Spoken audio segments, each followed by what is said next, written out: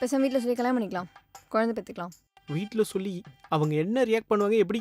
அதான் உன் ஃப்ரெண்ட் குந்தானி இருக்கால, அவட்ட சொல்லு, ஐடியா கொடுப்பா.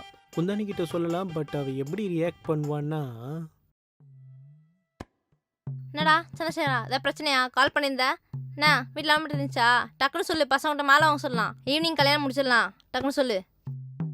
அதான்டி நீ சித்தியாவை போற. இல்லை எனக்கு புரியல.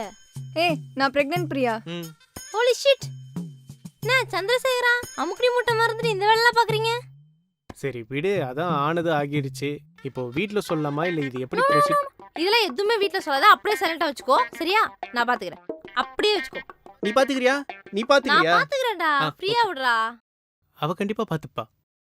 வணக்கம். பார்ப்பதற்கே அப்பாவை போல் தெரியும் இவர்தான் சந்திரசேகரா. முதலில் தெருக்களில் ஆண்டிகளை மட்டும் கரெக்ட் செய்து கொண்டிருந்த இவர் இப்பொழுது ஒரு பெண்ணை காதலித்து கர்ப்பமாக்கி உள்ளார்.